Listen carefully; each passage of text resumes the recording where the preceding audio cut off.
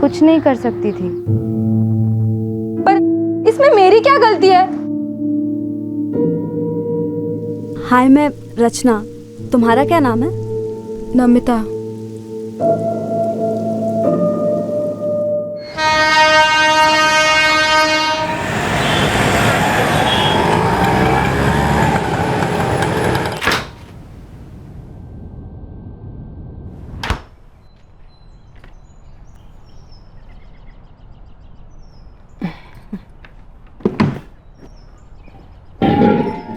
रचना, तू एक जगह बैठकर पढ़ नहीं सकती है क्या?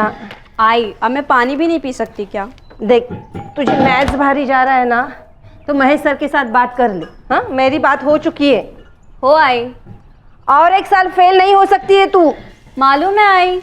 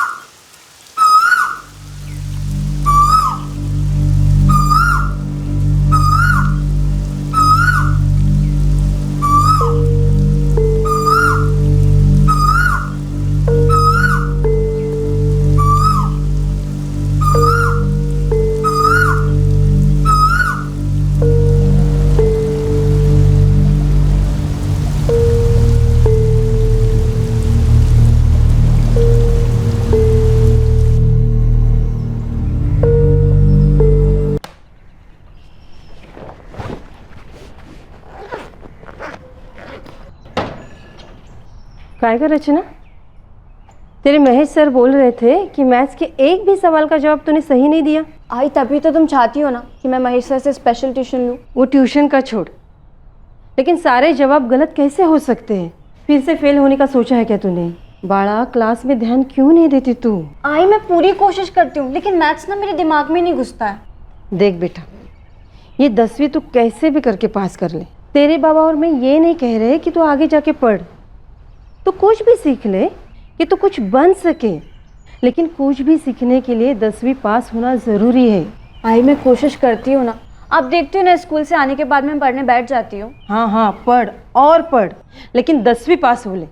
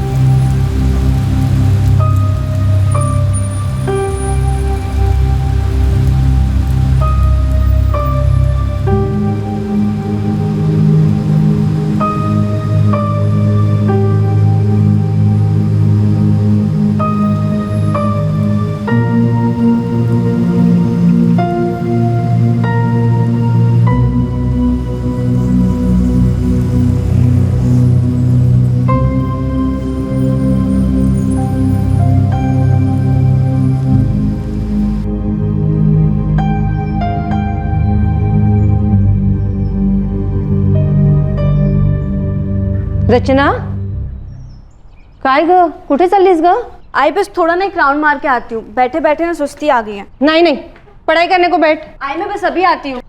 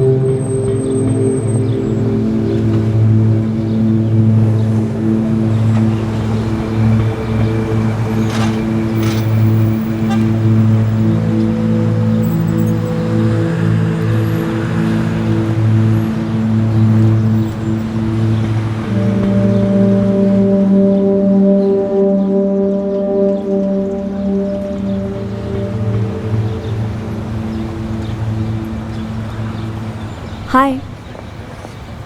हाय, मैं रचना। तुम्हारा क्या नाम है? नमिता। इसी एरिया की हूँ। हाँ, कौन सी बिल्डिंग? मैं वो सामने सांची निवास में रहती हूँ। मैं नूपुर नगर में रहती हूँ। तुम यहाँ रोज़ आती हो ना? मेरी विंडो से दिखता है। मेरा मतलब जब मैं पढ़ने बैठती हूँ ना घर पे, तो वहाँ विंडो है, तो तुम अपने आप ही दिख जाती हो।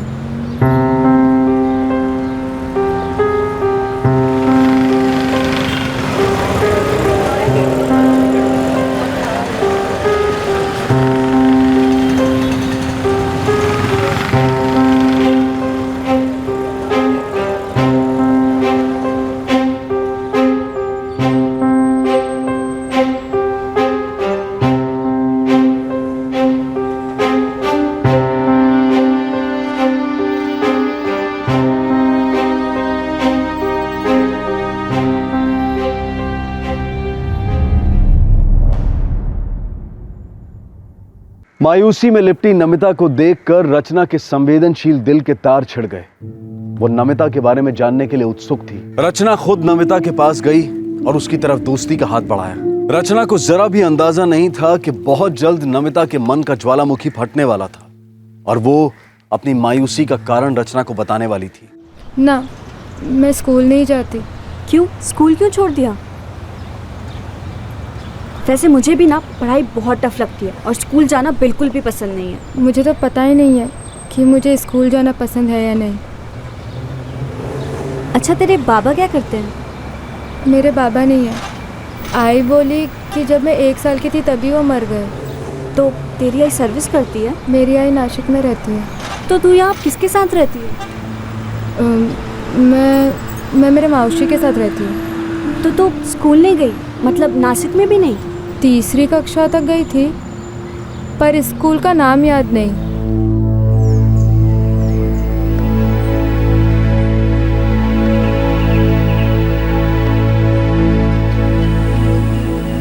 जब मैंने तुझे पहली बार देखा ना यहाँ बैठे हुए, तो मुझे लगा तो कि पता ही नहीं चला कि मेरे आई ने मेरा स्कूल क्यों छुड़वा दिया। तूने कभी आई से पूछा नहीं? नहीं, मैं तो उसे 2 साल से नहीं मिली हूँ। 2 साल? क्यों? तेरी आई तुझसे मिलने नहीं आती या फिर तू उनसे मिलने नहीं जाती है? वो मुझसे मिलना ही नहीं चाहती। ऐसा नहीं है कि आई मुंबई नहीं आती, आती है। ऐसा क्यों? नमिता, आज स्कूल नहीं जाएगी तू। क्यों आई? अरे आज हमारे घर में काका आने वाले हैं। काका? कौन से काका आई? एक अच्छे वाले काका। तुम्हें उनके साथ अच्छे से रहना है। हाँ? कौन है वो? बाबा है मेरे? नहीं गो भाई, तुम्हें कितनी बार बताया तुम्हारे बाबा के बारे में? ये कोई और काका है। तुम्हें उनके साथ अच्छे से रहना है ना?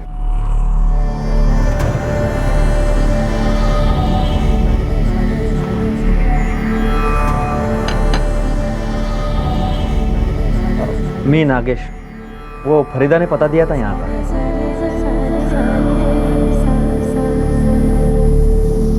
नमिता, मैं बाजार हो आती हूँ। काका का अच्छे से ख्याल रखना। ते जसं बोलतात तसं करायचं, नाराज नहीं करना उनको। मैं घंटा भर बाहर रहूंगी। कौन था वो आदमी नमिता? मुझे नहीं पता, पर रचना, उसने मुझे बहुत दुखाया। बहुत सारे काका आने लगे, कभी दिन में 1, कभी 2, 3, 4। कभी दिन में आते थे, कभी रात में, कभी तो पूरा दिन आते थे।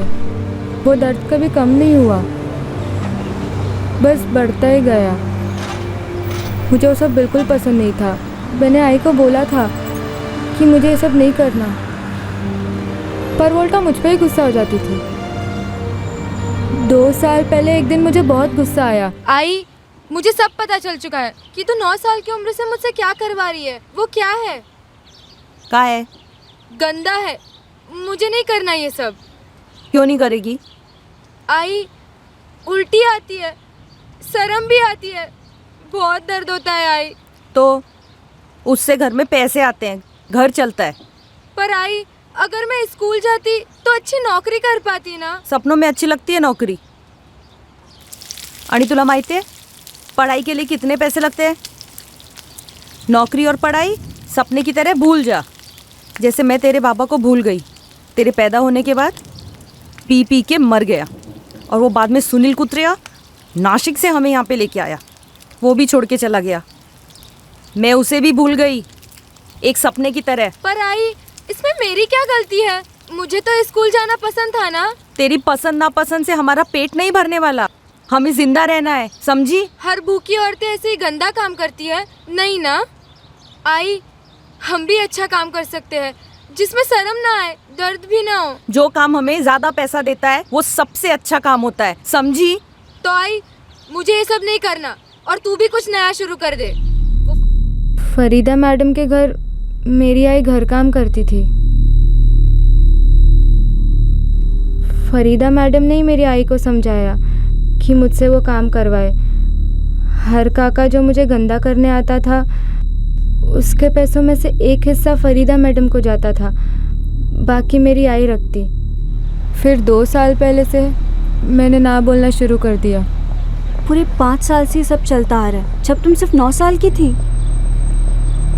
और फिर तुमने क्या किया? यहाँ अपनी मौसी के पास आ गई। वो मेरी मौसी नहीं है।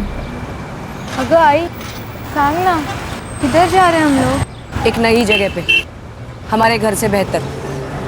तेरी जिंदगी सुधर जाएगी। लेकिन तू रहेगी ना मेरे साथ? नहीं, तू वहाँ पे अकेली रहेगी।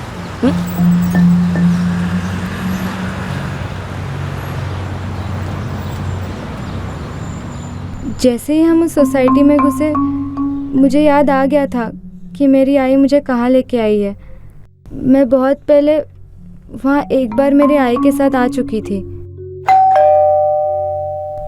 वो फरीदा मैडम का ही घर था। नमस्ते। आ गई तू लक्ष्मी? आजा। अरे नमिता, कैसी तू? तो तू यहाँ फरीदा मैडम के यहाँ रहती है? पूरे 2 साल हो गए और तेरी आई तुझसे मिलने भी नहीं आई।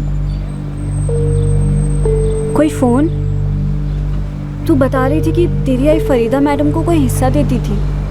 हाँ, पर अब फरीदा मैडम आई को हिस्सा देती है। आई जब भी पैसे लेने आती है मुझे उससे बात नहीं करने देती। अमिता, आइक, अब मैं नासिक वापस लौट रही हूँ, तू अब से यहीं पे रहेगी। हाँ, अरे तेरे को तो सब काम अच्छे से आता है, ऐसे ही करना। आणि हो, फरीदा मैडमला त्रास नहीं द्यायचा, समझलं? मुझे भी वापस नासिक जाना है। मैं यहाँ पे अकेले क्या करूँगी? अरे तू यहाँ पे रहेगी ना, तेरे लिए अच्छा होगा। देख कितना बड़ा घर है, और वो मैडम है ना, फरीदा मैडम, बहुत अच्छी बाई है। हाँ, तेरा ख्याल रखेगी, यहीं पे रहना।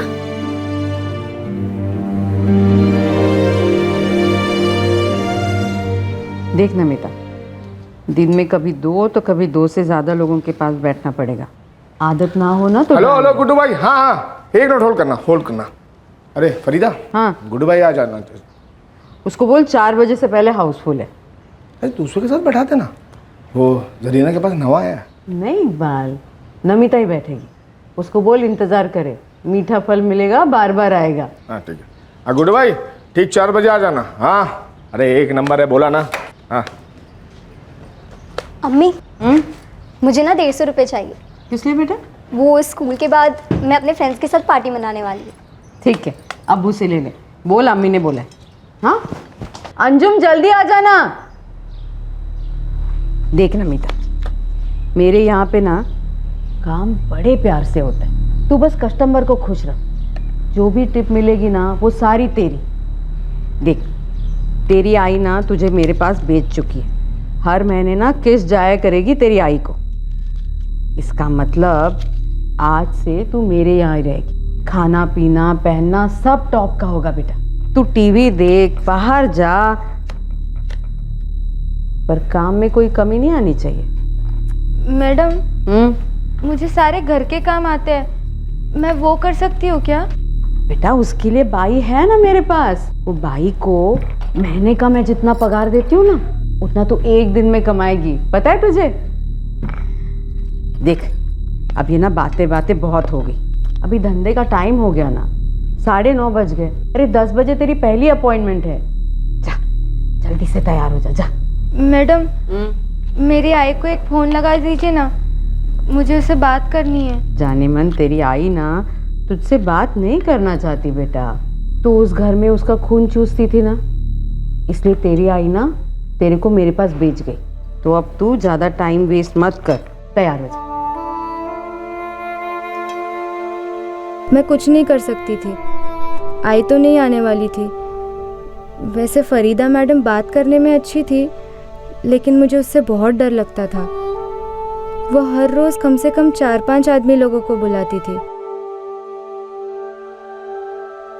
मैं नहीं भाग सकती। क्यों? बाहर ऐसा क्या है जो घर में नहीं है? पूरा दिन घर पे रहती हूँ, बस थोड़ी देर के लिए बाहर जाना है, बस थोड़ी देर। सिर्फ आधे घंटे के लिए जाना, हाँ, और वो भी ना खाने के बाद। जी मैडम। और सुन बेटा, देख मैं ना तुझे मेरा मोबाइल नंबर दे के रखती हूँ। अगर तू कहीं गुम गई ना तो किसी नज़दीक के दुकान से मुझे फ़ोन कर देना, कोई आके तुझे लेके जाएगा। हाँ ठीक है। और हाँ, अगर तू ये सोच रही है ना कि यहाँ से भाग जाऊँ या पुलिस में जाके कंप्लेंट करूँ, तो ऐसी सोच ना अभी के अभी दिमाग से निकाल देना। हाँ बेटा। नहीं मैडम, ऐसा कुछ नहीं। तू अगर ऐसा कुछ करेगी ना तो मुझे तेरी माँ को मरवाना पड़ेगा। नहीं। एक फ़ोन जाएगा नासिक और तेरी माँ को मार दिया जाएगा। तू अगर कहीं छिप गई ना तो उस्मान और यूसुफ तुझे ढूंढ निकाले। अल्लाह ऐसी जगह पहुंचाएंगे तुझे जहां मैं अपने दुश्मनों को भी ना भेज। तो चाहती है ऐसा हो तो यहाँ से भागने का सोचना भी मत। हाँ, इस सोसाइटी में ना सब जानते हैं कि मैं किस चीज़ का बिजनेस करती हूँ, तो मेरे खिलाफ ना कोई कुछ नहीं बोलेगा। पता है क्यों? क्योंकि ना पैसा बोलता है। पुलिस मेरी मुट्ठी में है बेटा, इसलिए ना यहाँ से कहीं भागने का सोचना भी मत। यहाँ नज़दीक एक गार्डन है, तू ना वहीं जाया कर, इकबाल दिखा देगा तुझे। हाँ जा। ठीक है। शुरू शुरू में इकबाल साहब साथ आते थे, पर अब मैं अकेले ही आती हूँ। चल मैं निकलती हूँ, 1 मिनट भी लेट हो जाऊँगी तो फरीदा मैडम का दिमाग बहुत गर्म हो जाता है। नमिता, तू कल भी आएगी ना? हाँ।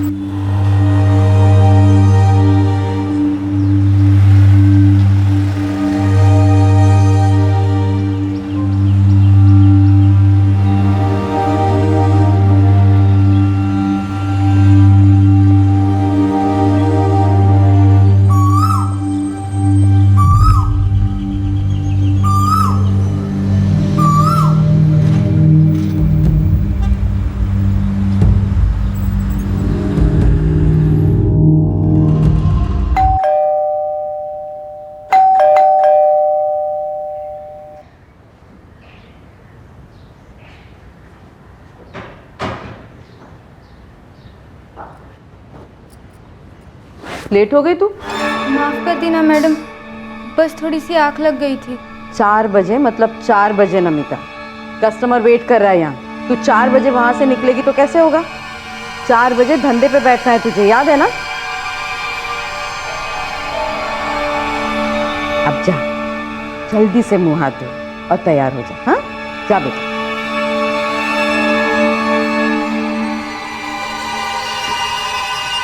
पाँच मिनट फिर जाना आप अंदर। इसके महेश सर बोल रहे थे कि एक ही क्लास में रिपीटर होने के बावजूद इसको मैथ्स में 0 मार्क्स आए। कहेगा रचना, ध्यान किधर होता है तेरा क्लास में? बाबा मैथ्स पर ही रहता है, थोड़ा बहुत समझ में भी आता है, लेकिन बहुत जल्दी ना सब भूल जाती हूँ, कुछ याद ही नहीं रहता है। बेटा ऐसे तो एग्जाम में पास नहीं हो सकते ना। अरे तू लिख के क्यों नहीं याद करती बेटा? बाबा एक बात पूछनी थी। बोलना। वो समीर काका क्या करते हैं? मेरी आत्या का बेटा समीर करांदेकर हो। सोशल वर्क करता है, कोई एनजीओ चलाता है शायद। पढ़ाई छोड़कर हर एक चीज़ में इसका दिमाग चलता है। वैसे ये अचानक से तेरे को समीर का ध्यान क्यों आया? वो बस ऐसे ही बाबा।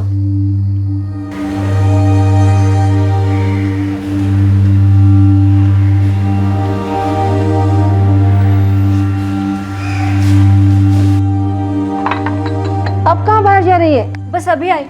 आजकल रोज दोपहर में बाहर जा रही है, ना पढ़ने के 1000 बहाने इसके पास।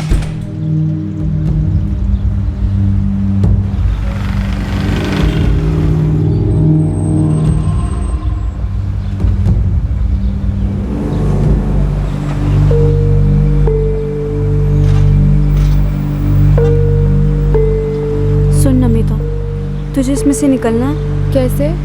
वो तो मुझे भी नहीं पता, लेकिन हम कुछ कोशिश तो कर सकते हैं। लेकिन रचना, मैं जाऊंगी किधर? मेरी आई को वो लोग मार डालेंगे। मुझे नहीं लगता कि वो तुम्हारी आई को कुछ भी करेंगे। वो सिर्फ तुम्हें ऐसे डराने के लिए कह रहे हैं। अगर तुम्हें निकलना है तो हम कुछ ना कुछ ज़रूर कर सकते हैं। देख रचना, तू अपने आप से कुछ भी मत कर। मैं तेरे हाथ जोड़ती हूँ, मैं बहुत बुरी फंसूंगी। और वैसे भी मैं इस हफ्ते दिल्ली जा रही हूँ। दिल्ली क्यों? वो मुझे किसी के पास तो भेज रही है, फरीदा मैडम। 2 दिन पहले ही मुझे पता चला। तो तू दिल्ली से वापस नहीं आएगी? उन्होंने कहा है कि वो मुझे दिल्ली में ही किसी को तो बेच रही है। और चिकन खाएगी बेटा? नहीं, बस। देख, अगले हफ्ते ना इकबाल तुझे दिल्ली ले जाएगा। वो कहाँ है? अरे अपने मुल्क की राजधानी है, बहुत बड़ा शहर है, मुंबई जैसा। अब ना तू वहीं रहेगी। दिल्ली की एक बड़ी पार्टी को ना मैंने तुझे बेच दिया है, बहुत बड़े दाम में। हमेशा के लिए? अरे इतने आगे का नहीं सोचते बेटा। तू ढंग से काम कर, ढंग से खा पी, दिल्ली में ना अच्छे से रह। वहाँ तू बड़े बड़े लोगों से मिलेगी। लोगों को ना पटा कर रखना सीख। सिर्फ बैठना नहीं है, 4 लोगों में खड़ा होना सीख। बहुत दूर जाएगी तू बेटा, मुझसे भी बड़ी मैडम बनेगी तू। पर क्या तेरा दिल्ली जाने का मन है? नहीं रचना, मुझे नहीं पता मैं क्या कर सकती हूँ। मुझे तेरी हेल्प करनी है नमिता। मैं किसी लफड़े में नहीं पड़ना चाहती। और तेरी इतनी अच्छी ज़िंदगी है, आई बाबा सब है, स्कूल भी जाती है। तूने मुझसे बात की, वही मेरे लिए बहुत है। चल, 3:45 बज चुके हैं, मैं अभी जाती हूँ, मुझे बहुत लेट हो रहा है। नमिता, कल आएगी ना?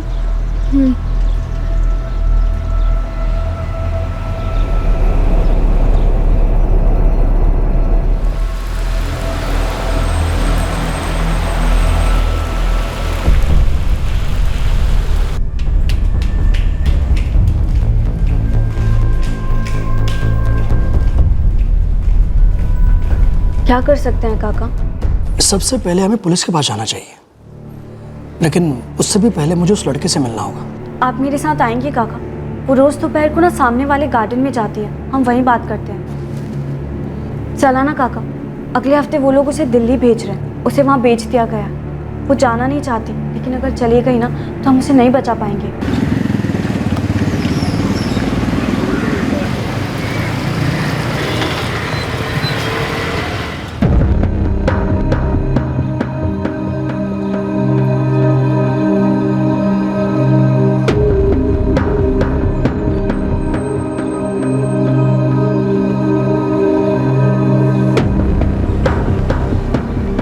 काका भी आती होगी वो। हम हुए।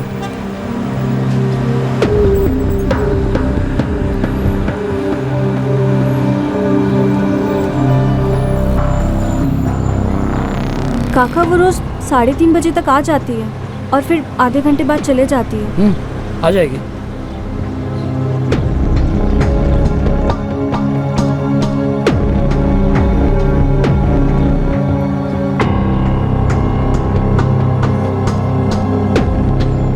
पता नहीं वो अभी तक क्यों नहीं आई।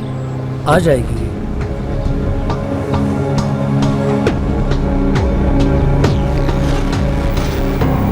काका वो इसी रास्ते से आती है, मैंने सोसाइटी की गेट से देखा है। तू जानती है फरीदा कहाँ रहती है, किस कॉलोनी में रहती है? नहीं काका, लेकिन उसने नुपुर नगर कहा था। बेटा नुपुर नगर तो बहुत बड़ा है, कहाँ ढूंढेंगे उसे? अब कोई बिल्डिंग का नाम, कॉलोनी का नाम नहीं पता है उसने, मतलब नुपुर नगर के अलावा? नहीं काका। Mobile number? नहीं, उसके पास सेलफोन नहीं है। लेकिन उस फरीदा ने उसे नंबर दिया था ना खुद का। हाँ, लेकिन मैंने कभी उससे मांगा नहीं। ठीक है, काम करोगे, कल तू फिर से यहाँ पे आना इसी टाइम। हाँ, और जैसे वो आती है तो उसे मेरे ऑफिस में लेके आना। काका वो कोई दिल्ली वाला प्लान बता रही थी, कहीं उसे आज ही तो नहीं लेकर चले गए? रचना, तुम्हें पक्का यकीन है कि वो लड़की सच बोल रही है? हाँ सर, मुझे पक्का यकीन है वो सच बोल रही है। कई हफ्तों से मैं उससे रोज़ मिल रही हूँ। देखो, नूपुर नगर में बहुत सारी सोसाइटीज है, हर सोसाइटी में रेड करना बहुत मुश्किल है। कोई तो सोर्स होगा आपका, मतलब कोई खबरी वगैरह जो उस फरीदा के बारे में जानता हो, उसका पता जानता हो। अरे साहब, फरीदा ने खुद नमिता को बताया था कि उसकी पूरी सोसाइटी जानती है कि धंधा करती है, पर सभी उससे डरते हैं। वो सब ठीक है, पर हमारे पास कोई ठोस सबूत भी तो नहीं। उसका नाम फरीदा है या नहीं वो भी तो नहीं पता हमें। वो लोग उसे आजकल में दिल्ली ले जाने वाले हैं। वो कह रही थी कि उसे वहाँ बेच दिया गया। सर अगर एक बार वो यहाँ से निकल गई तो उसे बचाना बहुत मुश्किल हो जाएगा ना। प्लीज़, पिछले 7 सालों से उसके साथ ये सब कुछ हो रहा है। सर प्लीज बघा ना जरा। विजय, अपने नूपुर नगर एरिया में कोई फरीदा करके प्ले स्टेट की मैडम है, अपने फ्लैट से ही धंधा ऑपरेट कर दी। उसके बारे में जो भी इंफॉर्मेशन मिले मुझे चाहिए। सर देखिए, हमसे जो कुछ भी होगा वो हम लोग करेंगे। और हाँ रचना, अगर वो लड़की कल तुम्हें गार्डन में मिलती है तो तुम सीधा उसे यहाँ लेकर आओगे मेरे पास। Okay sir.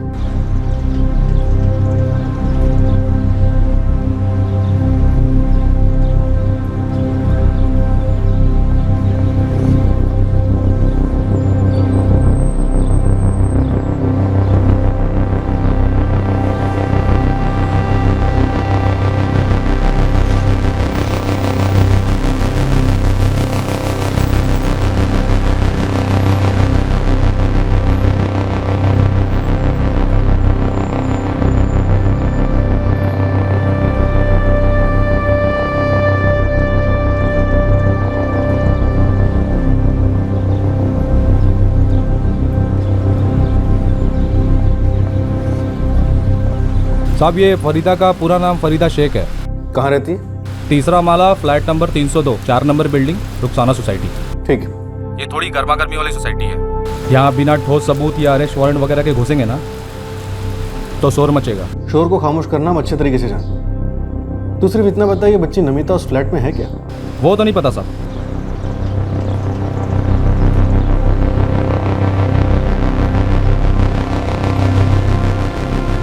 ये जो फरीदा मैडम है ना, इसका बहुत सारी लेडीज लोग के साथ नेटवर्क है पूरा, जो घर से धंधा करती है।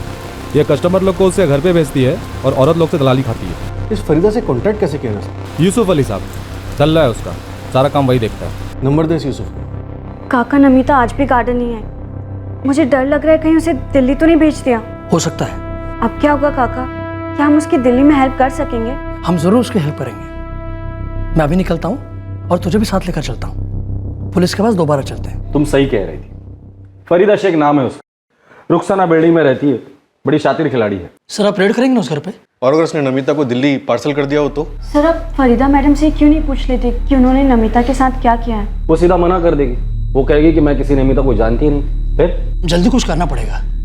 जब तक उस फरीदा की क्वेश्चनिंग नहीं होती ना, तब तक हम लोग कुछ नहीं जान पाएंगे। सर मेरे पास इस फरीदा के दाहिने हाथ यूसुफ का कॉन्टैक्ट नंबर है, उसे उठवाकर बुलवा सकते हैं। लेकिन उससे फरीदा अलर्ट हो जाएगी और उसे हमें रंगे हाथों पकड़ना है। विजय, हमें किसी को कस्टमर बना के उसके पास भेजना चाहिए। ऐसा कोई जिस पर आप भी भरोसा कर सकते हैं और वो लोग भी भरोसा कर बैठेंगे। वो लोग भरोसा करेंगे, शक की कोई गुंजाइश ही नहीं।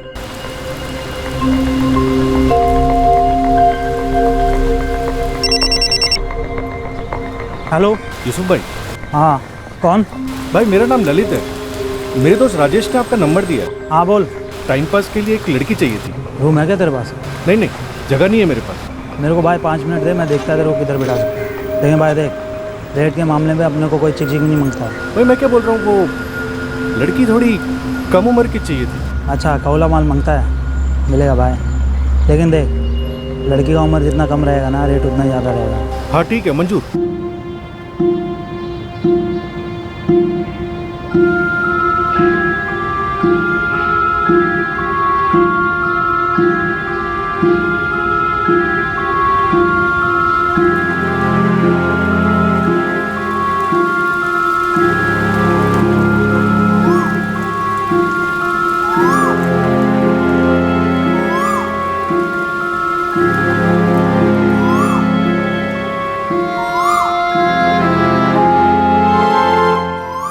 हाँ भाई, 1 घंटे का 8,000 रुपये लगेगा। 8,000?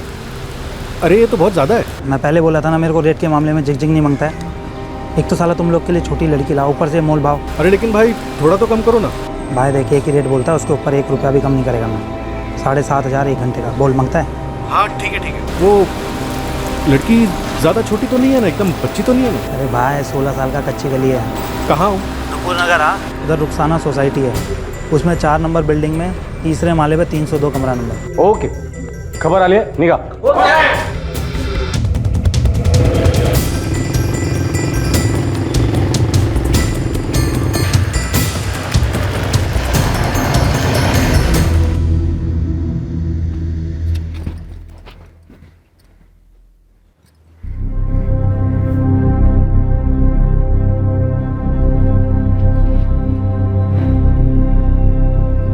रचना,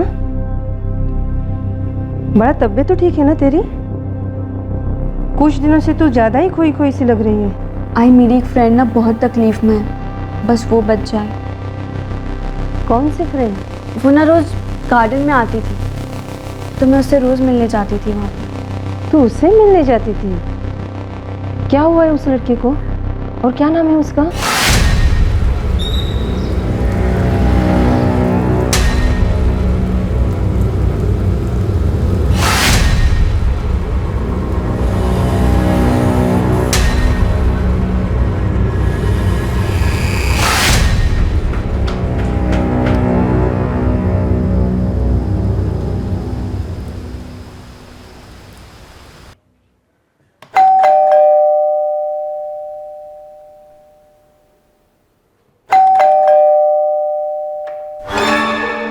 जी, मेरा नाम ललित है, यीशु भाई ने भेजा था मैं। हाँ हाँ, आइए अंदर आइए, बैठिए। 7,500 यहाँ रखना पहले।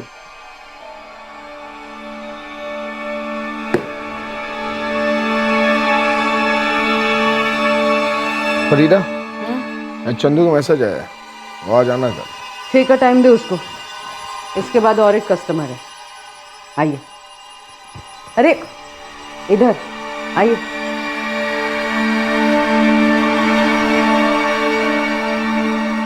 अभी ठीक 4 बज रहे हैं, मैं 5 बजे दरवाज़ा खटखटाऊंगी। 5 मिनट में निकलना पड़ेगा। हाँ, दरवाज़ा लगा देना अंदर से। जी।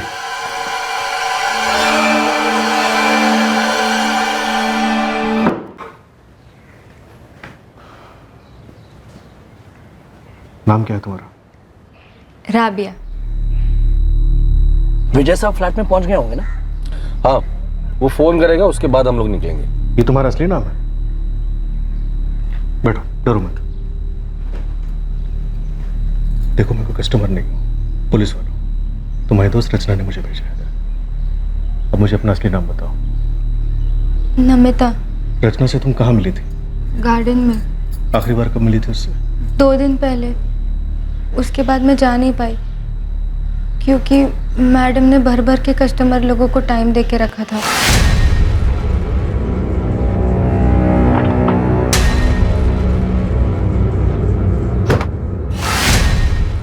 देखो घबराओ, हमारी टीम आती होगी, हम तुम्हें ऐसे जल्दी छुड़वा लेंगे। इकबाल, चाय। वो आयुब शेख ने एडवांस दिया ना नमिता के लिए? कल दोपहर खाने से पहले सारा टुकड़ा आ जाएगा।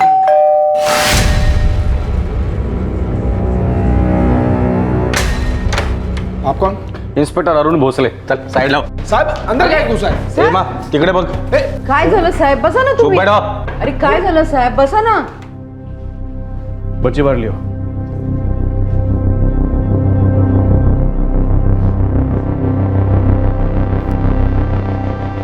ये लड़की कौन है? मेरी बच्ची है साहब। क्या हुआ साहब, बैठ के बात करते ना शांति से। फरीदा शेख, अब जो भी बात करनी है ना अदालत में करना। इन दोनों को लेकर चलो और बच्ची को उसके रिश्तेदार के हाथ छोड़ दो।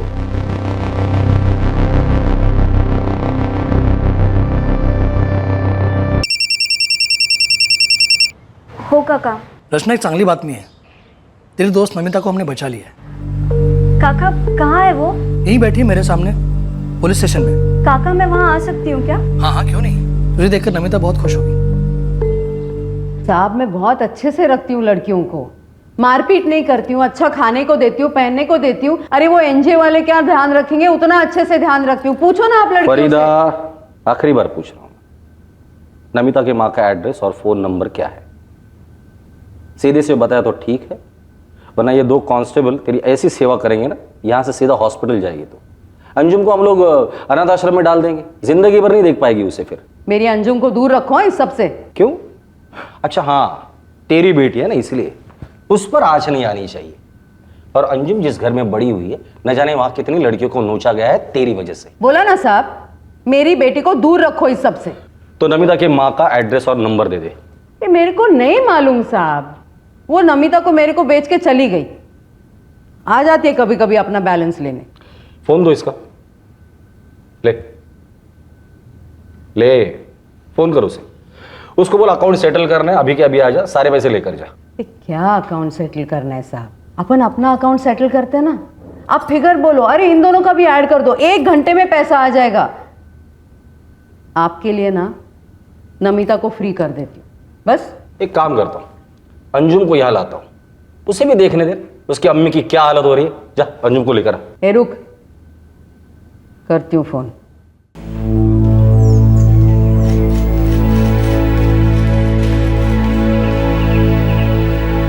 काका कुठे आहे ती? ती आतमध्ये आहे. उसका स्टेटमेंट रेकॉर्ड हो रहा है.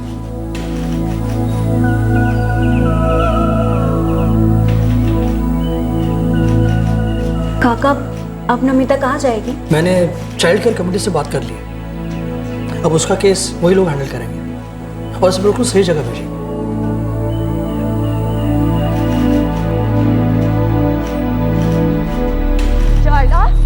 जब हमारे घर में खाने की फरीदा ने फोन पर नमिता की मां लक्ष्मी को बाकी का पैसा देने का लालच दिया और लक्ष्मी उसी रात मुंबई आई और पुलिस ने उसे तुरंत हिरासत में ले लिया.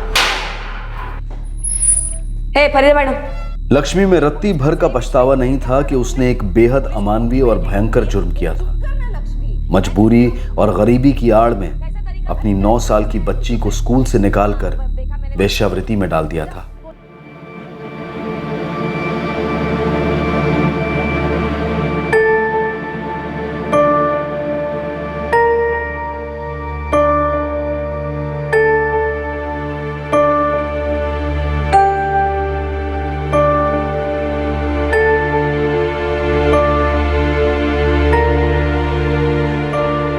उन्होंने मेरी परीक्षा ली.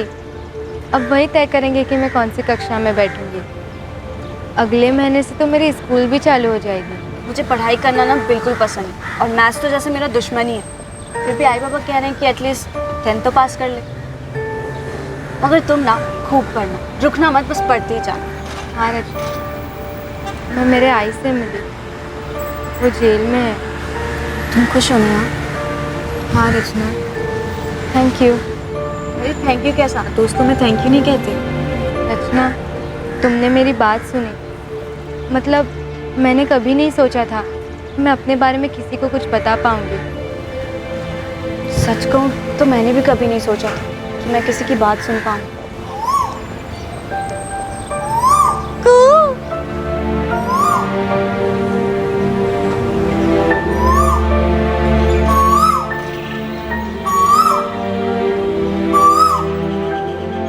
महिलाओं और बच्चों के वेलफेयर के लिए काम कर रही एक एनजीओ ने नमिता की जिम्मेदारी ली. रचना और नमिता लगातार मिलते रहते हैं और उनकी दोस्ती अब और गहरी होती जा रही है. क्राइम पेट्रोल सतर्क की टीम 16 वर्षीय रचना को सलाम करती है, जिसने ना सिर्फ अपनी हम उम्र एक अजनबी लड़की की मायूसी और पीड़ा को पहचाना, बल्कि उसे वहां से निकाल कर एक नई जिंदगी की उड़ान भरने की तरफ उसकी मदद की.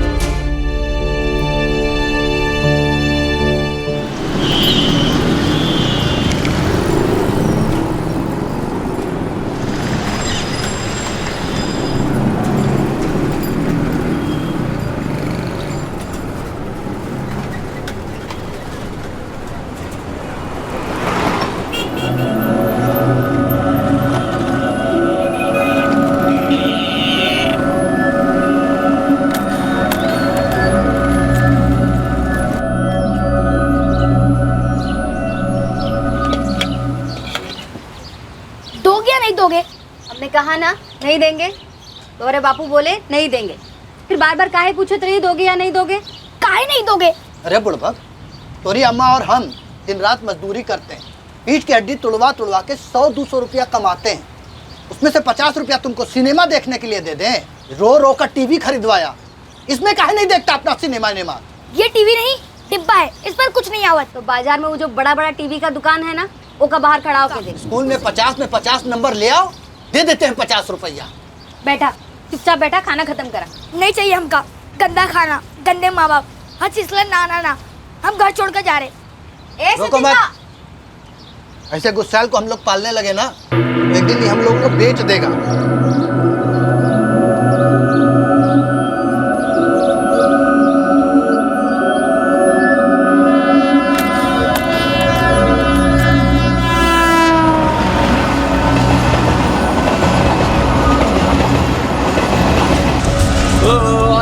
मंदिरा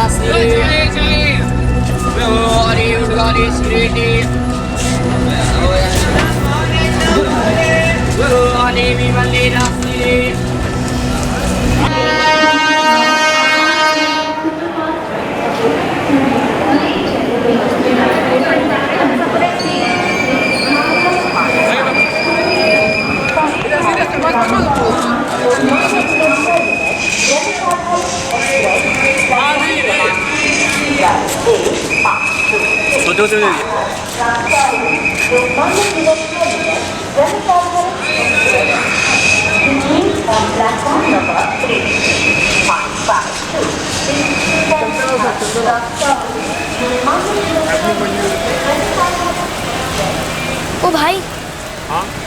आपको गीता मौसी का घर मालूम है? कौन गीता मौसी? हमारी अम्मा की बहन। रहती कितने है? यही बठिंडा में। बेटा बठिंडा तो बहुत बड़ा है, बठिंडा में कहाँ रहती है? एड्रेस तो बता। बोलो ना भाई। मेरे को क्या पता यार, पूरे बठिंडा में 1000 गीता मौसी है और मेरे को क्या पता तेरी वाली कौन सी है। जाए द्रौपदी हाँ ये व्याह जंदने सवेरे सवेरे। वो दिखने में बिल्कुल हमारी अम्मा जैसी है। ओ पुत्र, जब तेरी अम्मा को ही नहीं मैंने देखा तो तेरी मासी को कैसे पहचानूंगा? कहाँ मिलेगी वो? कहाँ ढूंढूं उसे? घर से भागा है ना? एक काम कर, ट्रेन पकड़ और वापस अपने घर चला जा।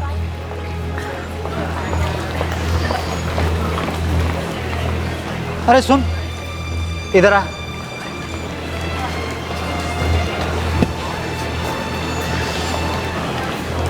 ये ले। अच्छा चल ले, ये ले। अब वापस सीधा अपने घर चला जा, ठीक है? चल जा।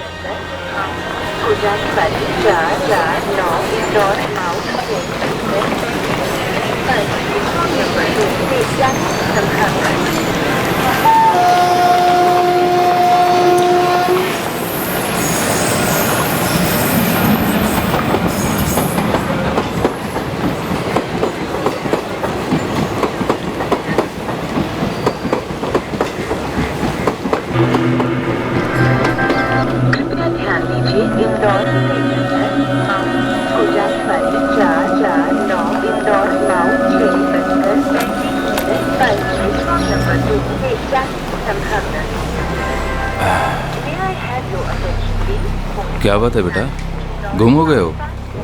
नहीं तो फिर यहाँ अकेले कैसे? तुम्हारे घर वाले कहाँ हैं? हम यहाँ अकेले आए हैं। कहाँ से? मुक्तिगढ़।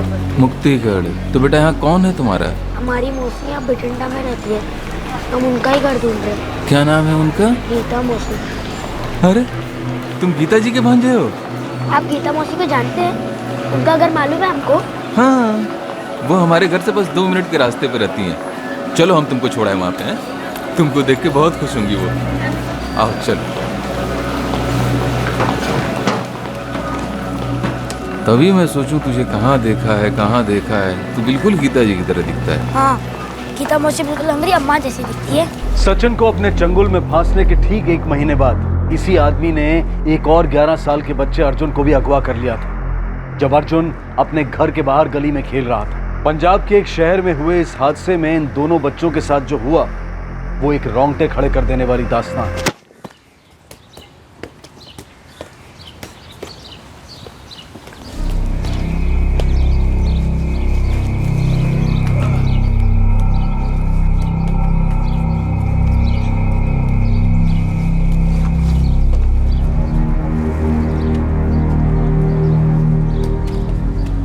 बेटा यहीं रहते हो? हाँ, क्यों? कौन सा घर है तुम्हारा? ये सामने वाला। पर क्यों पूछ रहे हो? बेटा देखो, मैं इन गलियों में 2 घंटे से घूम रहा हूँ, मुझे मेन रोड नहीं मिल रहा है। अरे भाई आसान तो है, यहाँ से सीधा जाओ, फिर लेफ्ट लो, सामने एक छोटी सी दीवार आएगी, उसके ऊपर से कूद कर पहला राइट, वापस राइट, फिर लेफ्ट, फिर राइट, सामने रोड होगा। देखो बेटा, आसान नहीं मेरे लिए, मैं बहुत देर से घूम रहा हूँ, फिर भटक गया तो एक मेरी मदद कर दो ना, मुझे मेन रोड तक छोड़ दो ना बेटा। देखो मैं बहुत थक गया हूँ, घूम घूम के, छोड़ दो। ठीक है चलो। बेटा यार घर पे कौन कौन है? मैं हूँ, पापा है, मम्मी है और मेरा छोटा भाई कृष्णा भी है। अरे वाह, छोटा भाई भी है? तब तो बड़े मजे होंगे तुम्हारे। हैं? हाँ। अच्छा अच्छा, इधर से ना बेटा, आओ आओ। यदि किसी भी बहरूपिये ने मानव या सलोनी का रूप लिया होगा तो वो इस चक्र के आर पार जाते ही पकड़ा जाएगा। हमें उसका असली चेहरा नजर आ जाएगा। हाँ बाय। तेरे अर्जुन भैया कहाँ है? बाहर खेल रहे हैं फुटबॉल के साथ। जाके बोल अभी के अभी मम्मी ने बुलाया है, आके चाय नाश्ता कर ले, उसके बाद फुटबॉल खेल। आप बुलाओ, मैं भैया के साथ बात नहीं कर रहा हूँ। तुम लोगों का झगड़ा अभी खत्म नहीं हुआ? कभी खत्म नहीं होगा। तू चुपचाप जाता है या 2 थप्पड़ लगाऊं या फिर तेरा ये रिमोट छुपा दूं? सही जगह पे लगा ये डाइनिंग टेबल। हाँ। अभी तुम्हारे बॉस आएंगे ना।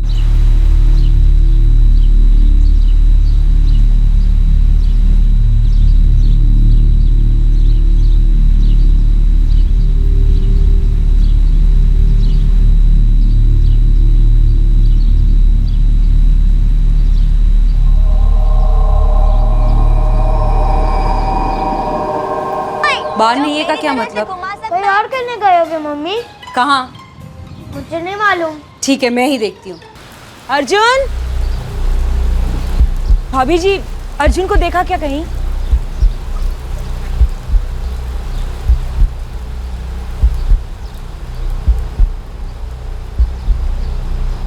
पंकज, अर्जुन को देखा कहीं? अर्जुन को तो नहीं देखा। एक काम करना, कहीं दिखे तो भेज देना घर। हाँ? आज तो पीटूंगी उसे। क्या हुआ नीता दीदी? अपना अर्जुन दोपहर से गायब है, यही खेल रहा था, पता नहीं कहाँ चला गया। 6 बजने आए हैं। 6 तो बजे दीदी, आ जाएगा।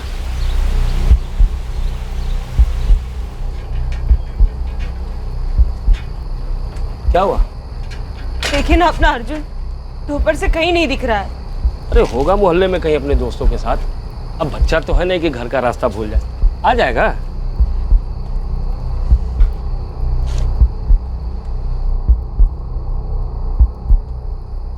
कृष्णा कहाँ है? पूछो उससे, उसे पता होगा। कृष्णा, ए कृष्णा! क्या हुआ?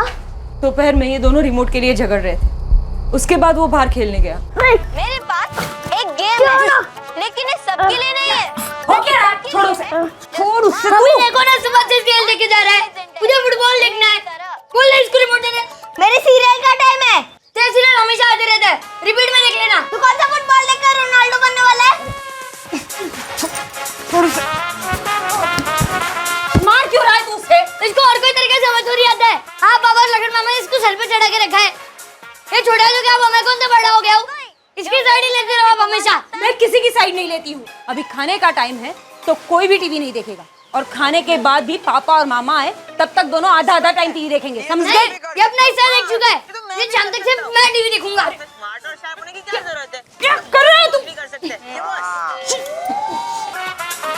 मेरी दाल जल गई, तुम लोगों के चक्कर में मेरी दाल जल गई। हम तीनों ने खाना खाया, उसके बाद मैं अंदर जाके सो गई। उठी तो देखा कृष्णा अकेले टीवी देख रहा था। कहाँ गया तुम्हारा भाई? मैं क्या जानूं पापा, मैंने तो सब जगह देख लिया पर वो कहीं नहीं मिला। मैंने भी पूरा मोहल्ला छान मारा, हर जगह पूछा, किसी ने नहीं देखा है उसे। अरे दीदी टेंशन ना लो, मैं आता हूँ जरा चक्कर लगा के। बैठ गया वो कहीं फुटबॉल देखता हुआ। रुको मैं भी आता हूँ तुम्हारे साथ। बीच वाले मोड़ पे मिलते हैं, ध्यान से देखना। जी जी दादी।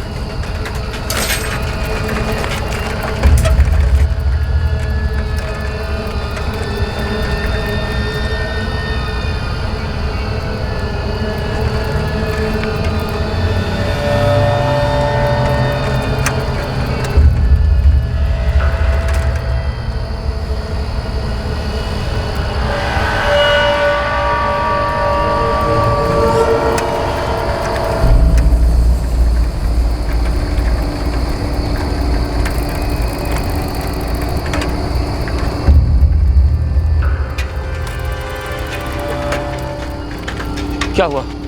इधर का पूरा इलाका छान मारा, कहीं नहीं है, उधर भी नहीं है, कहीं दिख नहीं रहा। अनीता, कृष्णा, कृष्णा इधर आ। बेटा अर्जुन ने कुछ तो कहा होगा, कहाँ जा रहा है, किसके साथ जा रहा है? बाहर कोई नहीं खेल रहा था फुटबॉल, बस वो फुटबॉल लेके चला गया बाहर। फुटबॉल? फुटबॉल तो यही है। जीजा जी, अब पुलिस को खबर कर ही देते हैं। इन दोनों के झगड़े तो रोज ही होते रहते साहब जी, पर आज तक अर्जुन कभी गुस्से में ऐसे कहीं चला नहीं गया है। साहब, हमारा लड़का भागने वालों में से नहीं है। मनोज, ये इतना पोर्शन ब्लॉक करवा के पूरे डिवीजन में सर्कुलेट करवा दो और नाइट पेट्रोल को अलर्ट पे करो। ठीक है सर। अभी आप लोग घर जाइए। देखिए, मैं जानता हूं कि नींद नहीं आएगी, पर भरोसा रखिए, हम पूरी कोशिश करेंगे कि सवेर होने से पहले पहले आपके बच्चे को ढूंढ लिया जाए।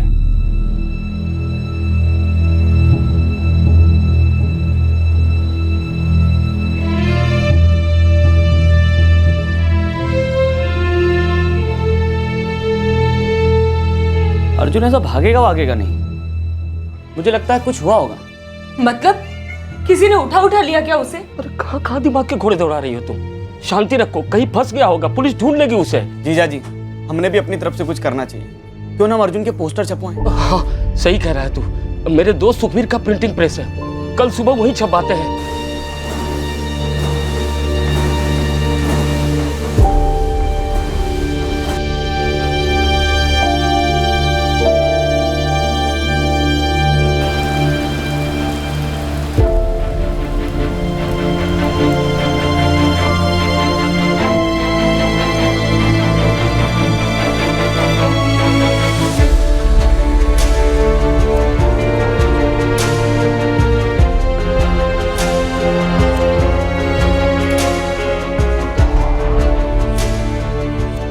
अपने रिश्तेदारों से पूछा आपने? हम लोग इंदौर के हैं, हमारे सारे रिश्तेदार वहीं रहते हैं। फोन किया आपने वहां पे? साहब, मैंने फोन किए थे, पर इंदौर इतनी दूर 11 साल का लड़का कैसे और क्यों जाएगा? मैं आपसे फिर से कह रही हूँ सर, मेरा बेटा ऐसे गुस्से में घर से भाग ही नहीं सकता। आप दोनों में से कभी किसी के साथ कोई झगड़ा वगैरह हुआ? कोई धमकी? नहीं साहब, हमारी किसी से दुश्मनी नहीं है। कोई पैसे का लेन देन का मामला? साहब, मैं और इसका भाई लक्ष्मण दोनों फैक्ट्री में काम करते हैं, बहुत ही कम तनख्वाह है, लेकिन आज तक किसी से कर्ज नहीं लिया। और फिर क्यों कोई मेरे बच्चे को फिरौती के लिए उठवाएगा? क्या मिलेगा उसे? सर, सारे हॉस्पिटल, सारे मॉर्ग्स में चेक किया, कुछ भी नहीं मिला। बच्चे के फोटो सारे डिवीजन में भेज दिए गए। मनोज, 2 दिन गुजर गए, बच्चे का कोई अता पता नहीं कि बच्चा कहाँ है। बच्चा 14 साल का होता तो मान लेते कि शायद अपनी मर्जी से कहीं चला गया होगा, लेकिन 11 साल का बच्चा ऐसे कैसे कहीं जा सकता? जरूर उसे किसी ने उठाया होगा। लेकिन सर, फिरौती की कोई कॉल नहीं आई अभी तक। बैगिंग माफिया, ट्रैफिकिंग ग्रोह का हाथ हो सकता है। सर, बैगिंग माफिया और ट्रैफिकिंग दोनों काफ़ी फास्ट होते हैं। बच्चे को यहाँ से उठाया, 24 घंटे के अंदर कहीं किसी दूसरे शहर में भेज दिया। ट्रैफिकिंग से ज़्यादा मुझे बैगिंग माफिया लगता है, क्योंकि लड़का है। वही तो, तुम बैगिंग माफिया को कुरे दो, खबरियों को काम पे लगाओ। इससे पहले कि वो बच्चे को लेकर पंजाब से या बठिंडा से बाहर जाएं, हमें किसी भी हालत में बच्चे को ढूंढना है। मनोज, जिस आदमी ने अर्जुन को अगवा किया था, जाहिर सी बात थी कि उसके पास कोई ठोस मकसद था। ये वही आदमी था जिसने 1 महीना पहले भटिंडा रेलवे स्टेशन से उत्तर प्रदेश के सचिन नाम के एक लड़के को अगवा किया था, जो अपने घर से भाग कर आया था। और अर्जुन को गायब हुए अब 4 दिन हो चुके थे।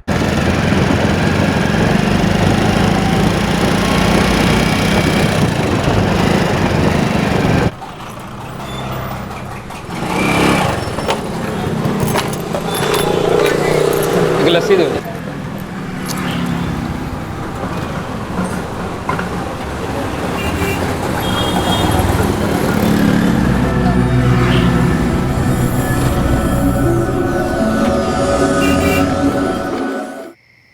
शांति, आज एक बच्चे को मैंने भीख मांगते हुए देखा, पता नहीं बड़े जाना पहचाना सा लगा। आपको तो सड़क का हर बच्चा जाना पहचाने लगता है जी। पता नहीं, मेरे मन में ना एक ख्याल आता है कि आखिर ये बच्चे भीख क्यों मांग रहे हैं? क्यों?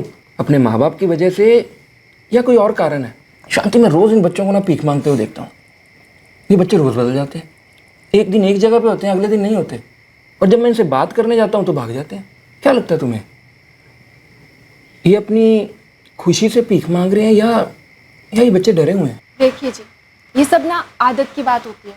इंसान एक बार भीख के लिए हाथ फैला देना, उसके बाद उसको आदत हो जाती है। और रही बात आपसे दूर भागने की, तो ज़रूर उनके माँ बाप ही सिखाते होंगे कि कोई ज़्यादा सवाल वाल करे तो बस भाग निकलो। और की पता नहीं, लेकिन जिस बच्चे को आज दोपहर को मैंने देखा ना, ज़रूर देखा होगा किसी दूसरे सिग्नल पे भीख मांगते हुए। नहीं शांति, मैंने उसको अपने आसपास, अपने मोहल्ले के आसपास देखा है, और तब वो भिखारी नहीं था। ये गल कह रहे हो तुसी?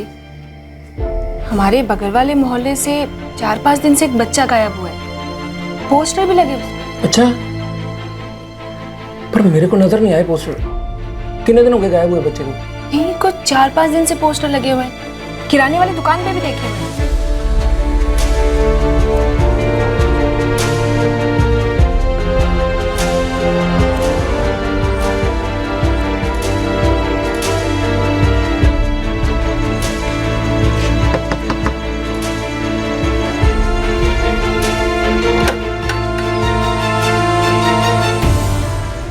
जी, मेरा नाम ब्रजेंद्र काजला है जी। मैं यहाँ गुरु कृपा महल्ले से हूँ। मैंने आपके बच्चे का पोस्टर देखा जी। आपने देखा उसे? कोई खबर? अर्जुन नाम है उसका, 11 साल का है। आप बताइए ना। जी दरअसल मैं आपके महल्ले से कई दफ़ा गुजर चुका हूँ जी, और तब मैंने मेरे ख्याल आपके लड़के को यहीं बाहर खेलते हुए देखा जी। फुटबॉल खेलता है शायद वो। हाँ खेलता है। आपने देखा है उसे कहीं? बताइए ना। पोस्टर देखा जी, तब मेरे को यकीन हो गया कि ये वही बच्चा है। अरे बताएंगे भी, कहाँ देखा है? मैंने एक लड़के को भीख मांगते हुए देखा जी, और मुझे लगता है वो आपका लड़का ही है। कहाँ देखा आपने? जनाब, हनुमान चौक के पास एक लस्सी की दुकान है जी। मैं वहाँ से लस्सी पी के निकल रहा था, तब देखा जी उसे। मैं पास गया, मैंने नाम पूछा, और इतने में 2 बच्चे आए जी और उसे अपने साथ खींच के ले गए जी। ये हमारे बगल के मोहल्ले में रहते हैं। इन्होंने पहले भी हमारे अर्जुन को हमारे मोहल्ले में देखा है। साहब, इन्होंने जिसे देखा ना, वो जरूर मेरा बेटा अर्जुन होगा साहब।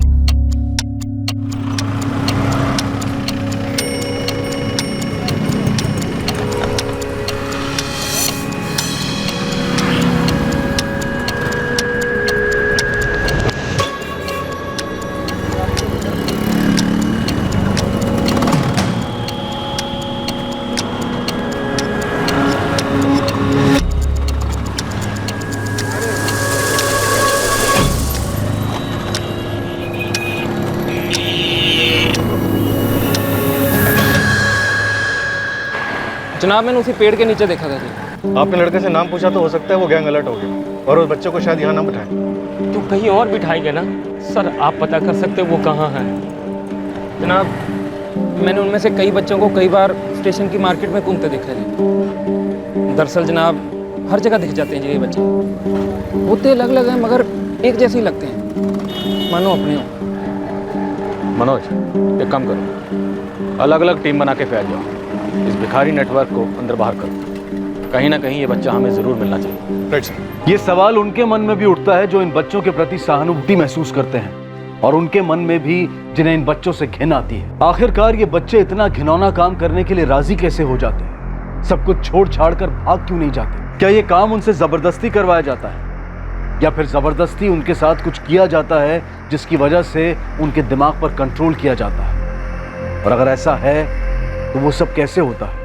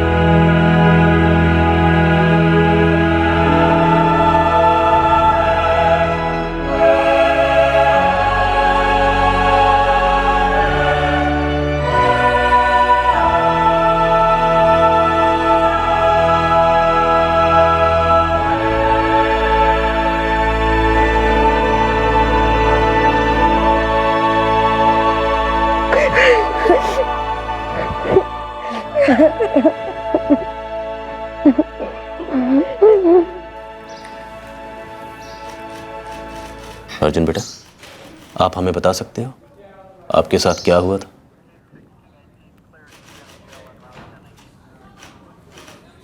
देखो डरो नहीं, अभी तो यहाँ सब लोग हैं ना, मम्मी है, पापा है, भाई है, मामा है ना।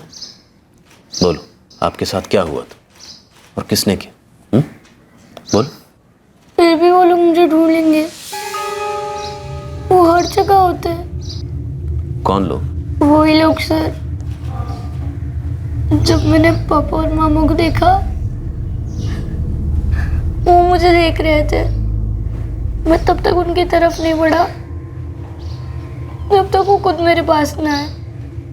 फिर भी मैं पापा की तरफ भागा, वो मुझे देख रहे थे, उनकी आंखों में गुस्सा था, वो मुझे लेने फिर आएंगे। नहीं नहीं, वो अभी आपको यहाँ से नहीं ले जा सकते। आप जानते हो ना हम कौन है, हम पुलिस अंकल है ना। तो अब आपको यहाँ से ले जाने की हिम्मत नहीं कर सकते। बस एक बार आप हमें उनका नाम बताओ, फिर देखो हम उनका क्या हाल करते हैं।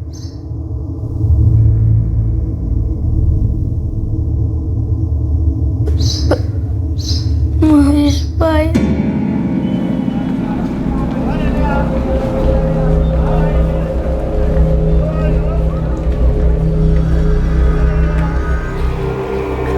पापा।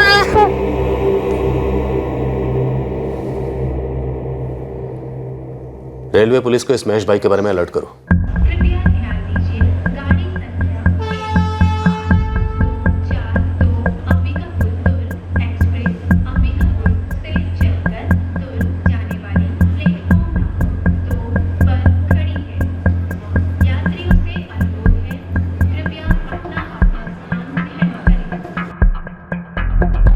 रेलवे पुलिस ने सारा स्टेशन छान मारा। ना सिर्फ ये महेश गायब है, बल्कि इसकी गैंग के सारे भीख मांगने वाले बच्चे भी गायब हैं। मनोज, जब से हमने अर्जुन को इसके चंगुल से छुड़वाया है, वो घबरा गया होगा, इसलिए पूरे गैंग के साथ गायब हो गया।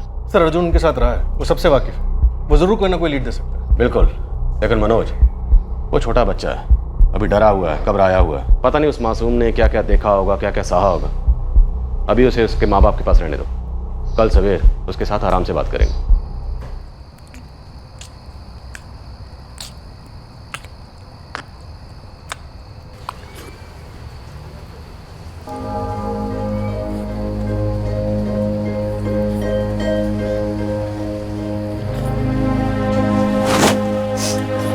और क्या तू बेटा?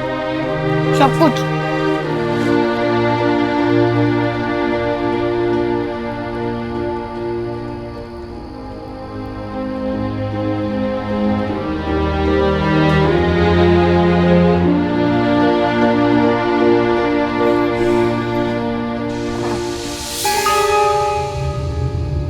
अर्जुन,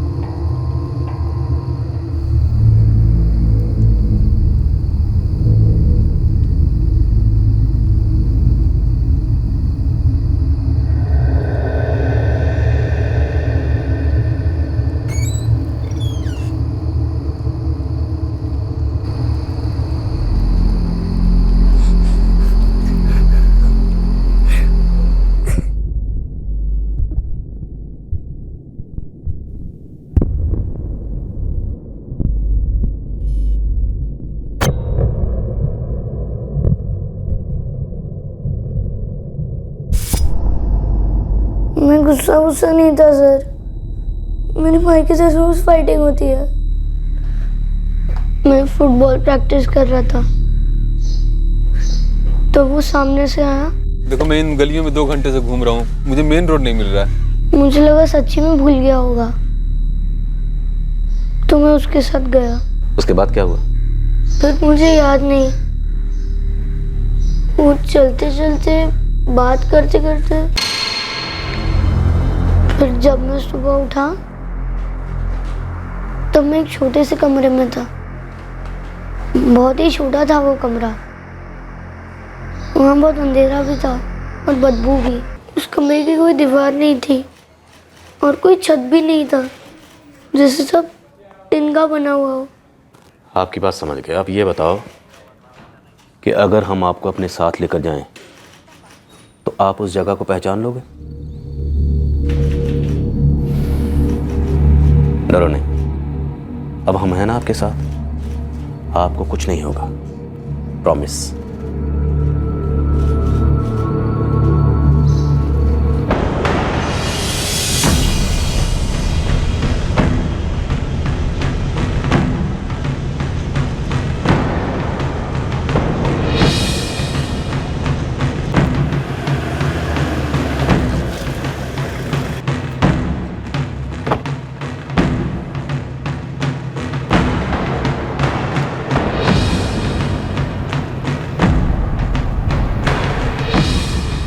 मुझे याद है महेश भाई हम सबको यहीं लाते थे।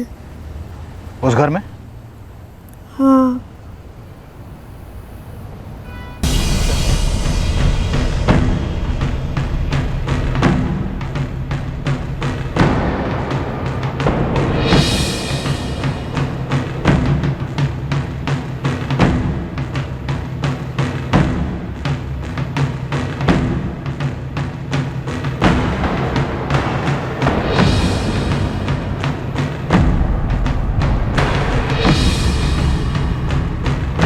सर,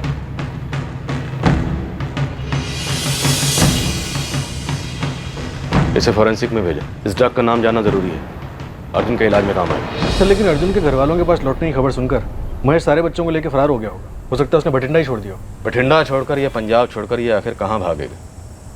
मनोज, हमें इस आदमी को ढूंढना ही होगा और उसके पास जितने बच्चे हैं सब बच्चों को उनके घर पहुँचाना है। सर अर्जुन ने एक घायल बच्चे की बात की थी, लेकिन उसे देखने की बात नहीं की। जी सर, बाकी लड़के कह रहे थे उसके बारे में, लेकिन मैंने उसको इन दिनों में कभी नहीं देखा। क्या कोई और जगह है जहाँ ये महेश भाई बच्चों को रखता? नहीं पता सर। हाँ, लेकिन इतना पता है कि महेश रोज हॉस्पिटल जाता है। कौन सा हॉस्पिटल, कुछ याद है? नहीं, पर बाकी लड़के कह रहे थे कि वो लड़के को दिखने जा रहा है जो बहुत बुरी तरह से घायल है।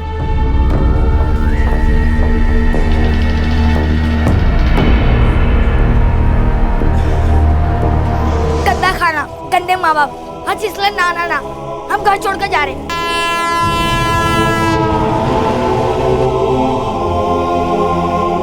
तुम गीता जी के भांजे हो? आप गीता मौसी को जानते हैं? हाँ, वो हमारे घर से बस 2 मिनट के रास्ते पे रहती है।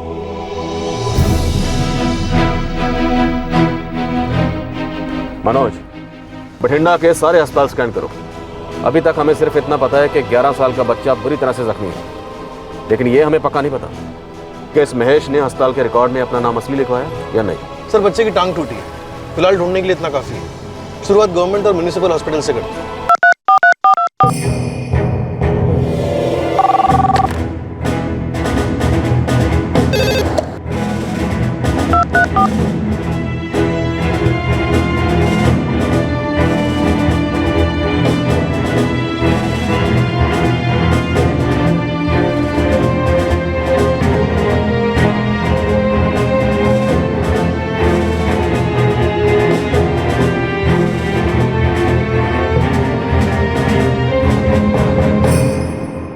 पुलिस को उस हॉस्पिटल तक पहुंचने में ज्यादा वक्त नहीं लगा जहां महेश ने अपने ही नाम से बुरी तरह से घायल सचिन को एडमिट करवाया था। दरअसल उस हॉस्पिटल के अधिकारियों ने अपने इलाके के सबसे करीबी पुलिस स्टेशन को इस केस के बारे में सूचित किया था।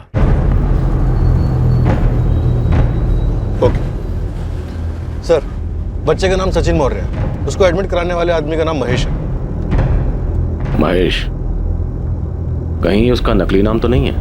सर, इस बच्चे के पेरेंट्स मुक्तिगढ़ उत्तर प्रदेश में हैं। वहाँ की पुलिस उन्हें कांटेक्ट करने की कोशिश कर रही है। और हाँ सर, इस बच्चे की एक मौसी है यहाँ भटिंडा में, गीता वर्मा, उनसे हमने कांटेक्ट कर लिया है।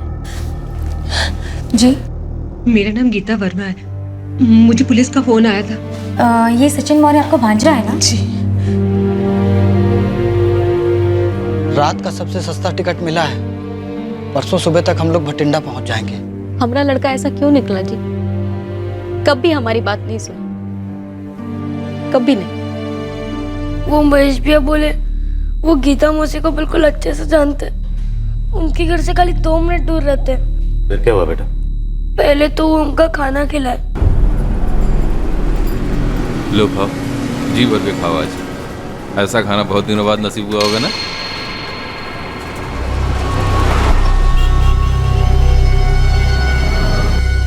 हम दिन भर गीता मौसी के घर जाने की बात करते रहे, लेकिन वो सुनते ही नहीं थे। ये सचिन के एडमिशन फॉर्म्स। रिश्तेदार का नाम महेश कुमार, इसने अपना नाम महेश कुमार लिखवाया।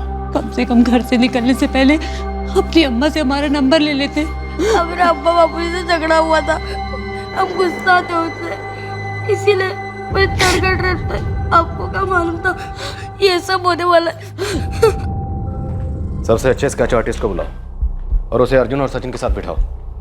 सर ये महेश अभी तक बठिंडा से छू हो गया होगा। कोई बात नहीं, लेकिन अगर उसका स्केच हमारे पास होगा तो उसे ढूंढने में आसानी रहेगी। मनोज, अभी उसके पास और भी बच्चे हैं। Right sir. ये बच्चे पता नहीं कहाँ कहाँ से उसे मिले होंगे और किन हालातों में मिले होंगे। हाँ, उन बच्चों के माँ बाप ने भी पुलिस स्टेशन में रिपोर्ट लिखवाई होगी। पता नहीं बेचारे माँ बाप की क्या हालत होगी और कहाँ कहाँ की पुलिस उन्हें ढूंढ रही होगी।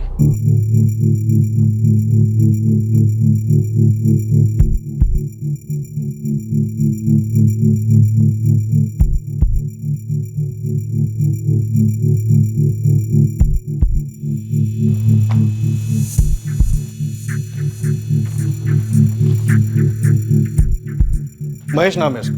बच्चों को अगवा करता है और फिर उनसे चोरी करवाता है, भीख मंगवाता है, और इस वक्त ये हमारे लिए सबसे ज्यादा वांटेड है। फैल जाओ। गंजेड़ी भी होगा फिर ये। शायद ये आदमी किसी भी कीमत पर हमें मिलना चाहिए। हमारा बच्चा, हमका माफी दे दो, अब ऐसी गलती फिर नहीं करेंगे। अच्छी बात है बिटवा कि ये बात तुमको समझ में आ गई, लेकिन इसकी बहुत बड़ी कीमत चुकानी पड़ी। अरे हम भी तो अपना गुस्सा पकड़ के बैठ गए, हमको क्या पता था तुम्हारे साथ इतना बुरा होगा रे सचिन। कितना जुल्म किया रे मुझे अल्लाह।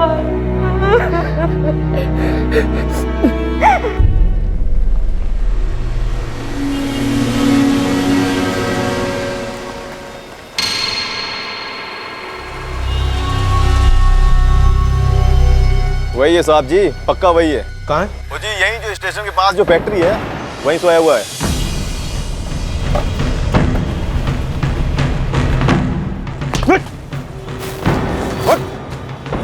क्या हुआ मालिक? अभी तक तो कुछ भी नहीं हुआ। ले चलो इसे।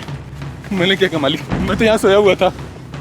तुझे सुलाने के सारे इंतजाम है हमारे पास, बिना दवाई के सारे इंजेक्शन है, लायर सरिया सब कुछ। ले चल। मालिक मैं फिर कभी नहीं सोऊंगा यहाँ पे। मालिक मालिक मेरी बात सुनो।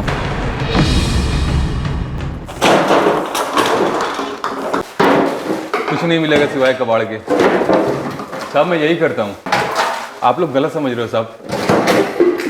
क्या ढूंढ रहे हो साहब, कुछ तो बताओ। मालिक मुझे जाने दो ना। कुछ नहीं है जनाब, और कुछ हो भी नहीं सकता। महेश भाई, बच्चों ने भी तुझे यही कहा होगा ना बार बार, मुझे जाने दो, मुझे जाने दो। कौन से बच्चे? वही बच्चे जो तू उठा के लाए। बोल बच्चे कहाँ? मालिक आप लोग गलत समझ रहे हो, गलत आदमी उठा ले। अरे निकालो मुझे यहाँ से, मैंने कोई बच्चे नहीं उठाए।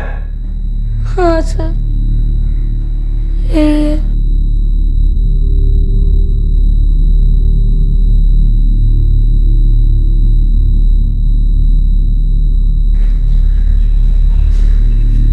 यही है वो। नसीब खराब है, मैं खुद अनाथ आदमी हूँ। दूसरों के बच्चों को उनके माँ बाप से क्यों अलग करूंगा मालिक? मालिक मालिक। पुलिस द्वारा 3rd डिग्री के बावजूद महेश बाकी के बच्चों का ठिकाना बताने से इनकार करता रहा।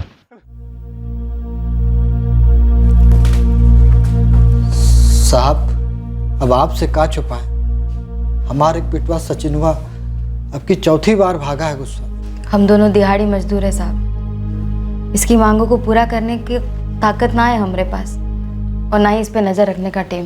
पुलिस में रपट लिखाने जाए तो उस दिन की दिहाड़ी गई, कहाँ कहाँ ढूंढे साहब। पिछले 3 दफा घर से पैसा लेके भागा था, पैसा खत्म हो जाता था, घर आ जाता था। इस बार देखिए हम खुद ही आ गए इसको लेने।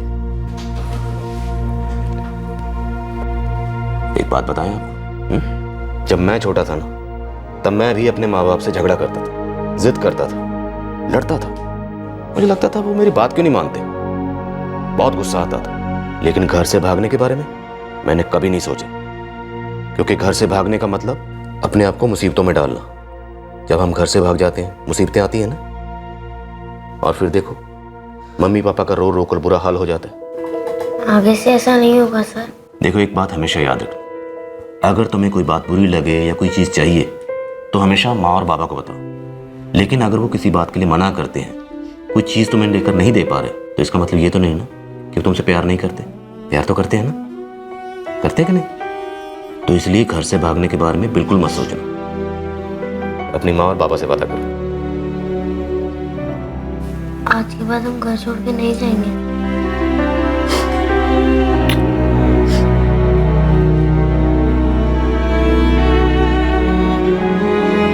वो सब भाग गए साहब, सब भाग गए। मालिक, जैसे ही वो अर्जुन अपने बाप के पास भागा, वो 2-3 बंदे थे वो अपने रास्ते भाग गए मालिक। मुझे भी अपनी झोपड़ी छोड़नी पड़ी। बोल, वो तीनों बच्चे तूने कहां से उठाए थे? बोल। मालिक मैं बच्चे नहीं उठाता, मैं खुद बेसहारा बेहालात हूँ। इस बड़े शहर में गुम हुए बच्चों को मालिक मैं सहारा देता हूँ, उनको काम देता हूँ, वो काम सिखाता हूँ मालिक। मैं नहीं होता तो पता नहीं वो किनके हाथ लगे होते। बहुत बड़ा फरिश्ता बनता है तू, बच्चों का मसीहा है तू। तेरे आका का नाम क्या है ये बता, कौन से गिरोह के लिए काम करता है ये बता साले। मैं किसी गिरोह के लिए काम नहीं करता हूँ मालिक, मैं तो ये भंगार का काम करता हूँ, और बच्चे भी यही करते हैं अपनी खुशी से, अपनी मर्जी से साहब। अपनी मर्जी से? हाँ, तो बच्चों को इंजेक्शन लगाता था ना? हाँ, अब हम तुझे इंजेक्शन लगाएंगे, वो भी बिना दवाई वाला, सिर्फ सुई के साथ। बोल। मालिक मैं किसी बच्चे को इंजेक्शन नहीं लगाता था मालिक। बोल, जल्दी बोल। दरअसल महेश अच्छी तरह से जानता था कि बाकी के बच्चे कहां हैं, और काफी 3rd डिग्री के बाद आखिरकार उसने अपनी जुबान का ताला खोला।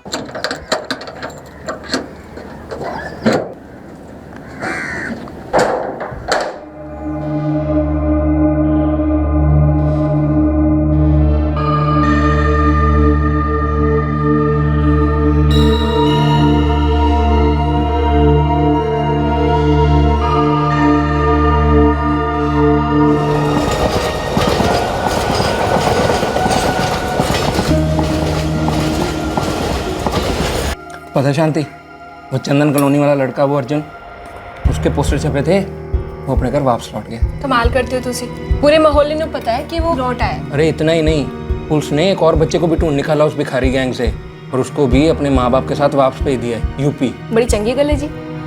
अच्छा, उस गिरोह में और भी बच्चे थे ना, उनका क्या हुआ? इतना तो नहीं पता, पर हाँ उस गिरोह के सरदार को पुलिस ने पकड़ लिया है, और एक बच्चा अभी मिलना बाकी है। कोई गल नहीं जी, ये महेश बताए ना बताए, लेकिन इस तीसरे बच्चे को हम ढूंढ के रहेंगे। जनाब मैं पक्का तो नहीं बता सकता जी, क्योंकि महेश जो है वो बच्चों को कई बार दिन में 2-2 बार इंजेक्शन दे देता था। जनाब ये बच्चे कहाँ इस चक्कर में फंस जाते हैं। बच्चों का असली घर अपने माँ बाप के साथ है, प्यार और सुरक्षा के माहौल में। सही गल है जी। वैसे ब्रजेंद्र जी, अर्जुन को इस प्यार और सुरक्षा के माहौल में वापस लौटाने में आपका बहुत बड़ा हाथ है जी।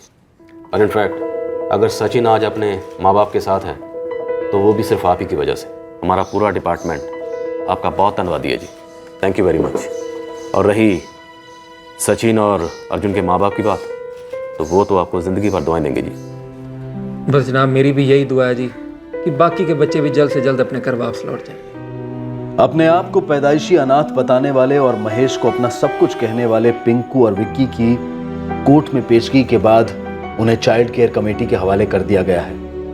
उम्मीद की जा रही है कि ये दोनों अपना अतीत भुलाकर एक नए सिरे से आम बच्चों की तरह अपनी जिंदगी बसर कर पाएंगे। छोटू अभी तक लापता है। पुलिस को गहरा शक है कि महेश के खुफिया शिकंजे में और भी बच्चे हो सकते हैं जिनके बारे में वो खामोश है। पुलिस उससे लगातार पूछताछ कर रही है। उस पर आईपीसी की धारा 363A के तहत बच्चों के अपहरण और भीख मंगवाने के लिए अपाहिज करने के चार्जेस लगाए गए हैं।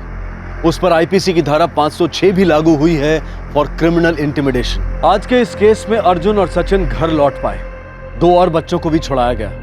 इन बच्चों के अपहरणकर्ता महेश का कहना है कि वो खुद इस व्यवसाय में जबरदस्ती लाया गया है और उसे अपने बचपन की कोई याद नहीं। दर्द और ड्रग्स का मिश्रण बचपन और उसकी यादों का सफाया कर देता है। सड़क पर शून्य भाव से भीख मांगने वाले बच्चों में से कितने ही वाकई अनाथ हैं और कितने ड्रग्स लेकर अपने अपहरण की यादों को भुलाने की कोशिश करते हैं। क्राइम पेट्रोल की टीम ब्रिजेंद्र काजला को सैल्यूट करती है जिन्होंने भीख मांगते बच्चों को पैसे देकर उनसे मुंह नहीं फेरा, बल्कि उनके बारे में और जानने की कोशिश की, और आज उसी वजह से 4 बच्चों को जिंदगी का तोहफा मिला। आपसे फिर मुलाकात होगी क्राइम पेट्रोल सतर्क में। तब तक अपना ख्याल रखें, सुरक्षित रहें और याद रखें, सही वक्त सही कदम, सतर्क रहें। जय। इस तरह के और भी एपिसोड देखने के लिए हमारे चैनल को सब्सक्राइब करें और बेल आइकन दबाना ना भूलें।